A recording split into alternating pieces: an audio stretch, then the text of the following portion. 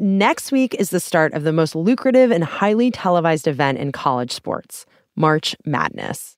3 seconds to go. Takes it all the way. Oh! That's going to count. Yes, it will. Clock goes to 2 on the little turnaround, and it goes! B.J. Onion! Shock and awe in college basketball. UNBC makes history. It's massive business. It's big business, underline. You probably cannot overstate how big business really this tournament is. Jesse Doherty covers the business of college sports for The Post. He says that the National Collegiate Athletics Association makes over $1 billion a year, and March Madness, the National College Basketball Tournament, accounts for a huge chunk of those profits. All the money that trickles down to schools and to businesses from the NCAA tournament really is generated by the athletes. You know, it's the product. It is the reason why people tune in. It's the reason why we get so excited every year for all the buzzer beaters and the upsets in your bracket. So the athletes are where this stems from, for sure. But they are not professional athletes, at least by the letter of the law and the NCAA's rules. The NCAA, or NCAA, argues that there is a distinction between student and professional athletes. Students are amateurs, not paid professionals, and that distinction is core to what makes college sports special, the NCAA argues. But in the last few years, more student athletes have been pushing back against that idea. Just last week, the Dartmouth men's basketball team officially voted to unionize. And they are the first team in college sports history to do so.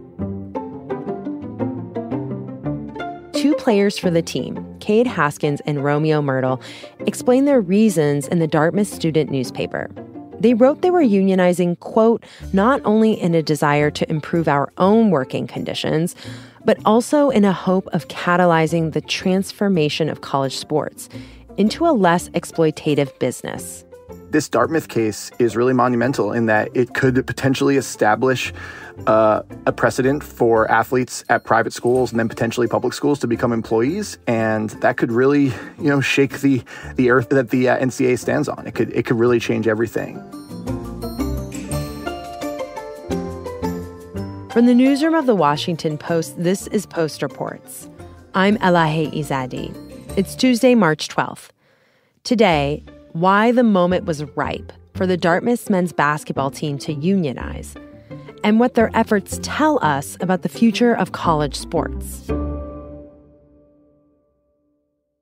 Jesse, before we get more into what's happening at Dartmouth right now, I want to understand how we even got here, because this is a significant change over the last decade that we've seen in how student athletes have been thought of, how they've approached their roles and their sort of place within the sports ecosystem. So I do want to learn more about how college athletics have historically functioned for the players. I mean, I've been watching college sports for a long time before I went to college. I mean, it's kind of like one of the reasons I picked the college I went to is because they won the NCAA National Basketball Championship. Go Terps. But I don't really know exactly historically how has that relationship been. How have students been treated, and what privileges and rights did they have, these student athletes? Yeah, so the traditional model is that the schools, especially the bigger major conference schools, like you mentioned, your school, Maryland, make a lot of money on their television deals, at least in the age of television. And they make a lot of money on apparel, and they make a lot of money on ticket sales, and they even make money on student fees that you pay while you're on campus to actually prop up the athletic department, which you maybe didn't even know. I think I barely knew that. Yeah, so your tuition was helping the men's basketball and football teams and all the other non-revenue sports. And all that money is used to fund the programs, to build new stadiums, to pay coaches exorbitant and climbing salaries. None of it is actually used to pay players. And the justification over time that the NCAA has used time and time again, both in court, in public, in the court of public opinion, is that a lot of these athletes in football and basketball especially get full scholarships, and that is their compensation. And the fact that they don't have to pay for college is what they're making. That's the money. And what labor advocates over the years have pushed back on is that doesn't line up with the money they're generating. Even if you priced out a scholarship for a men's basketball player or a football player, and you put it against the March Madness money that the school received from Maryland's run to the Final Four, or you put it against what they receive in television money for football, it was not even close to adding up. And these players were not being they did not have access to the money they were helping to generate because they are amateurs, because they are students. Now, you also can look at sort of compensation and also revenue generation as a bit more philosophically. Like, not only do schools make money on television deals, they also make money because students like you, Elahe, picked your college because of the men's basketball team. They got me. There's sort of, yeah, right. They got you. So there's sort of an unknown, an unquantifiable way in which culturally, which attracting students, upping enrollment. I mean, we've seen over the years at major schools in the South, like these, as they've sort of had bigger TV contracts in football or had winning seasons, we've seen their enrollment skyrocket. So for a long time, these student athletes, they weren't being compensated. It didn't sound like they had very much say in the money being made for, in their view, in their labor, at least if we're taking it from this perspective of the student athletes who are organizing and unionizing. But just stepping back, when did things start to change around the country in the relationship that student athletes had with their institutions? Yeah, there are two instances in the last 10 years that have really changed the relationship. And the first was Ed O'Bannon versus the NCAA. Ed O'Bannon was a UCLA basketball player who filed a lawsuit against the NCAA. He saw himself in a video game and saw the use of a character that didn't have his name but looked just like him, had his number, was playing on UCLA, and he was not getting compensated for that game. So people were.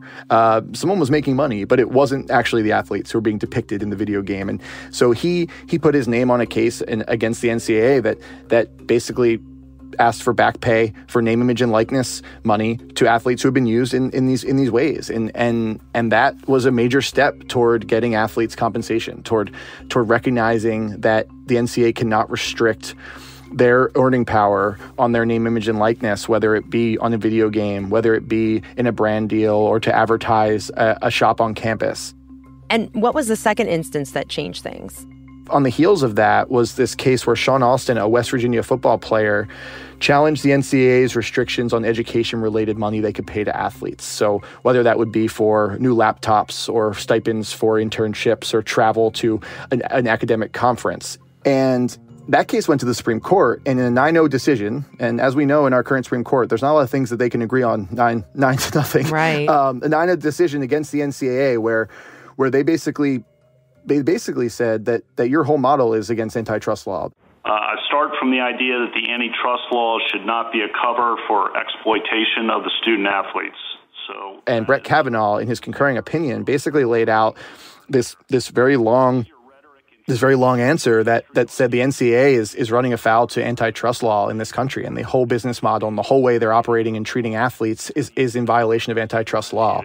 It does seem, as Justice Kagan and Justice Gorsuch suggested, Justice Alito, the schools are conspiring with competitors, agreeing with competitors, I'll say that, to pay no salaries to the workers who are making the schools billions of dollars on the theory that consumers want the schools to pay their workers nothing.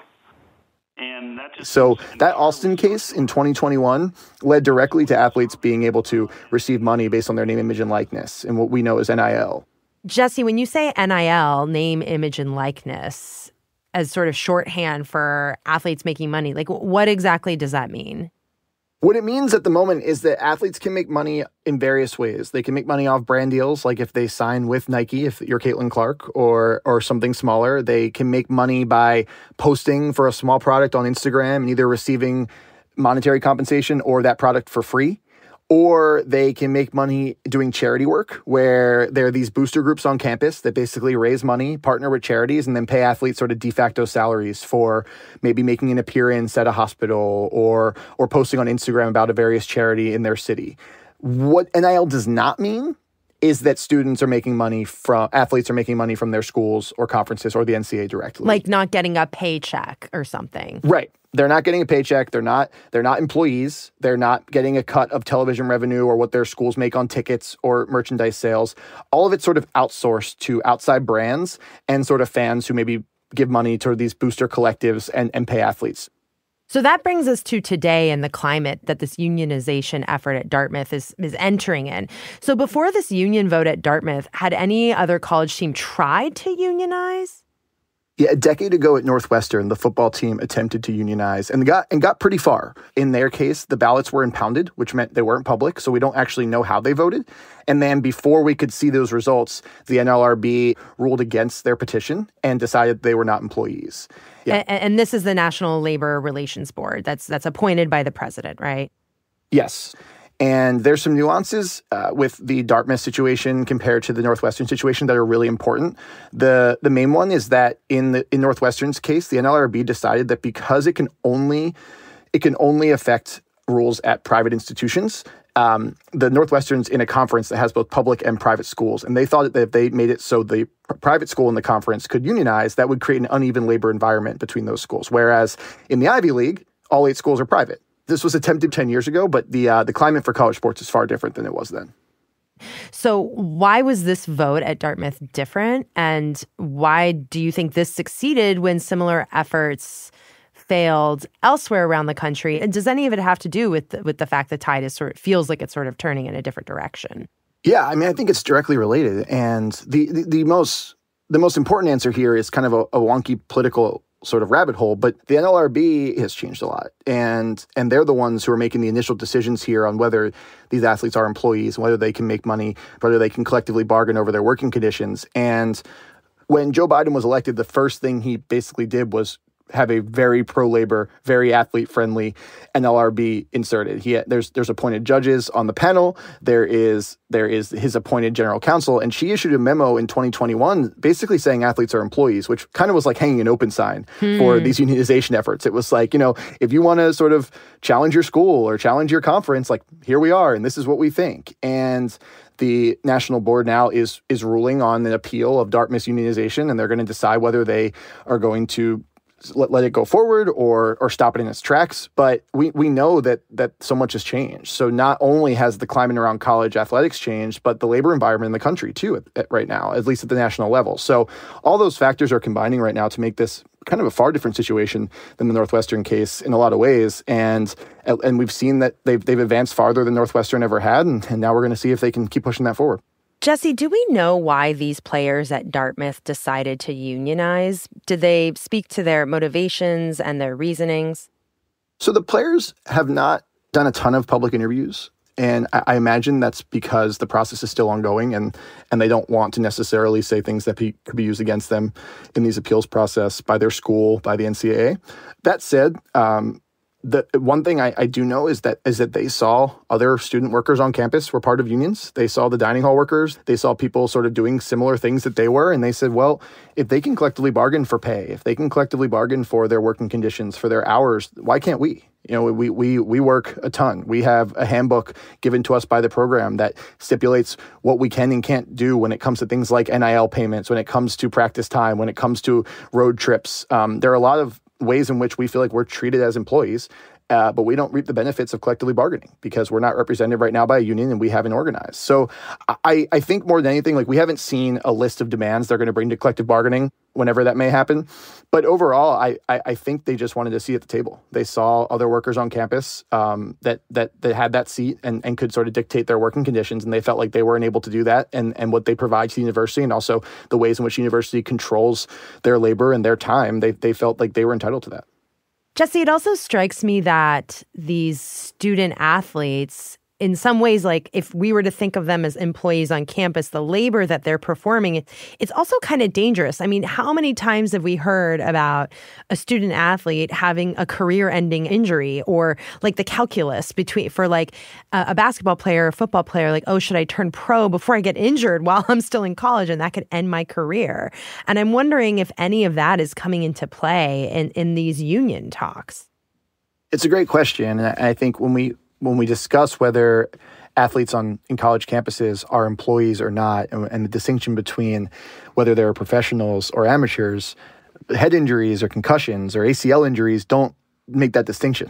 They don't really care if you're in the NFL or if you're in college football. They're going to potentially affect you not just for years, but sometimes for decades all the same. So I'd certainly think that as collective bargaining begins, or if it does begin in Dartmouth's case or with other schools, that sort of health benefits, that sort of long-term health benefits would be certainly part of that conversation. And you're putting your body on the line, and when you're not necessarily being compensated in a standardized way, when you're not sort of getting a cut of all this money that's being made, that makes the situation even more precarious because of the way it could affect your life and your career beyond sports, for years to come.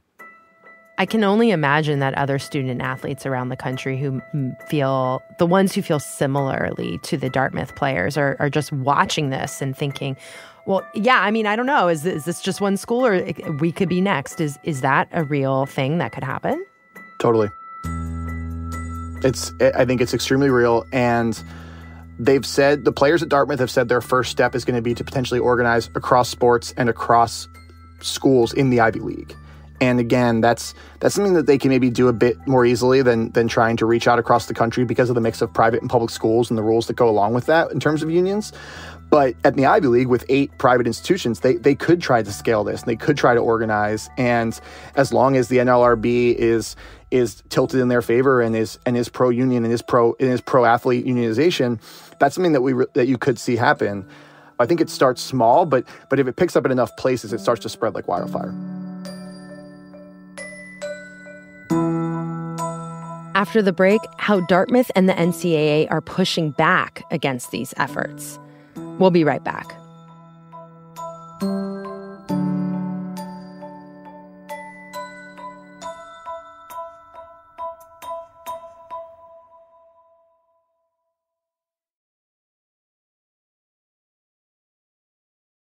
Jesse, do we know how Dartmouth and other academic institutions are responding to this moment?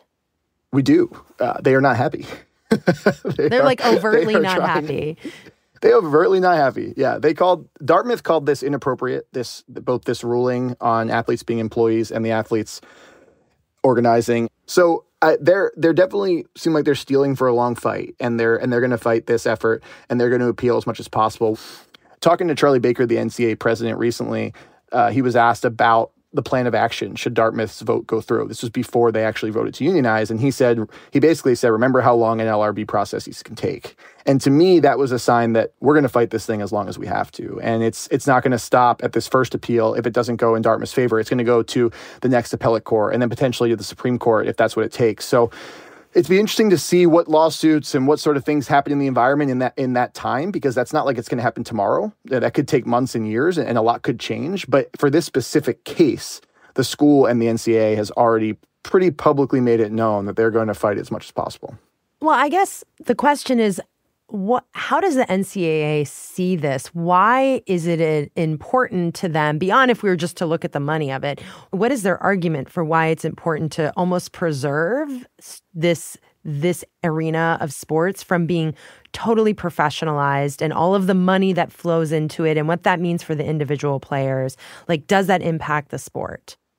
Yeah, I mean, I think, one, you're totally right and fair to ask beyond the money question, but it's also probably fair to point out that there really is not many other equations at the end of the day when it comes to all this. I mean, right. That's generally where these arguments, why they happen and what they hinge on.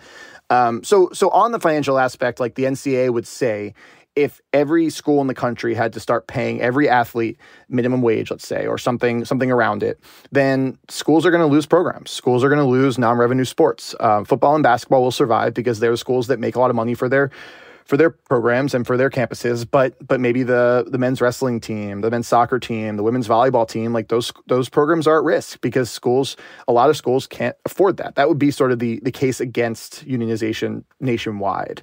So maintaining amateurism is sort of financially prudent for their schools and their members and for them.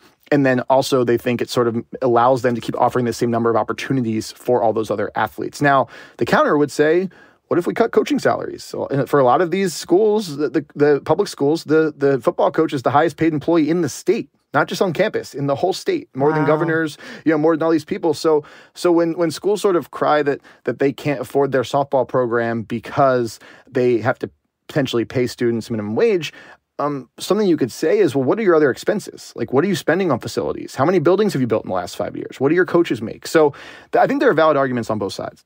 Yeah. So the NCAA fought against these efforts for student athletes to make money off their names, images, and likenesses and these other efforts. They had these fears that they expressed. Have their fears come to pass since these changes have happened? That's a great question, because what the NCAA's defense is, and without getting into the legal minutia, their defense has basically been that if you let athletes make money, if we open up this Pandora's box, then NCAA sports are going to cease to exist, or they're never going to be the same, or people will not tune in, and people will not, be excited anymore about their school because they're going to be so turned off by the fact that these athletes are making money. We've actually seen the opposite happen. So the main defense for the NCAA has sort of been cracked by what's happened since athletes were able to monetize off their NIL. Think about Caitlin Clark right now in Iowa basketball. She's selling out arenas. The first time ever that the entire Big Ten women's basketball tournament was sold out. And she's making money from State Farm and from Nike and Gatorade, but no one's sitting in the stands seemingly and saying, man, I'm really mad that Caitlin Clark has that Nike money. They're really excited to see her play basketball. And they're also paying hundreds of dollars to see her play basketball, right? Also that. And TV ratings are higher than ever, and the TV money keeps climbing. And I actually think that the biggest thing working against the NCAA in court is that if your argument over and over and over is that this will ruin college sports as we know them, but every time there's a development, college sports gets more popular, you either need to think of a new argument or accept that things have changed. So that's sort of been the sort of result of all this, is it seems like interest has only picked up. And now, are there issues in the system? Sure. But the overall sort of health of the idea of college sports, of the business of college sports has probably never been better in a lot of ways. So, Jesse, what comes next when it comes to the Dartmouth team and their unionization efforts? And also, what is a big unanswered question you have right now that you're going to be interested in following in the days and months and years to come? So what comes next with Dartmouth is this appeal. Dartmouth has appealed to the national board, the NLRB's 4-person national board, and they're going to decide whether or not the students are employees, and they're going to decide whether the initial ruling by the regional director was in line with employment law. And then we're going to go from there and see if this keeps getting challenged to higher courts. So that's sort of the major thing with Dartmouth. It's just seeing how this appeal plays out and seeing sort of what the future will hold based on that decision. If the NLRB rules against Dartmouth, that's over for now. If they rule with the school, then it's going to take another team on another campus to make a similar effort, similarly to Dartmouth picking up where Northwestern left off. I don't think there will be a 10-year gap again. I think it will probably happen sooner rather than later, but it would sort of stop Dartmouth in its tracks of trying to unionize and dial back sort of the effort a bit. And then in terms of what I'm looking for is, I think with this unionization question, it's going to be fascinating how this scales across not just teams, but sports, conferences, Division I, Division II, Division III. So I'm really fascinated, and I'm going to be asking around and trying to figure out how this thing looks when it spreads.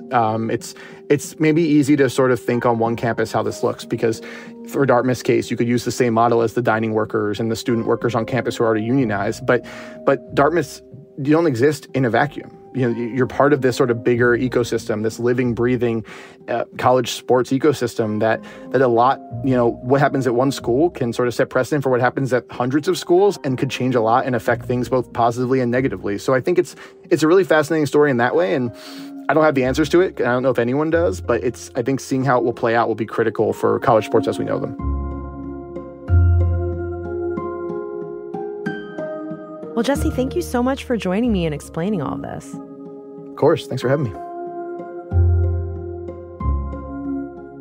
Jesse Doherty covers the business of college sports for The Post. Before we go, here's another story we're keeping an eye on. There was a big hearing on Capitol Hill today with Robert Hur, the former special counsel who investigated President Biden's handling of classified documents. If you remember, Hur released a report last month concluding he would not prosecute Biden, in part because Biden had returned the classified documents that he had kept. But he wrote that a jury would see the president sympathetically as, quote, an elderly man with poor memory.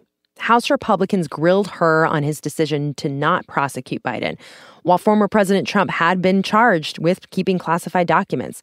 Democrats emphasized the difference between the two cases. But Hur also addressed the other big elephant in the room.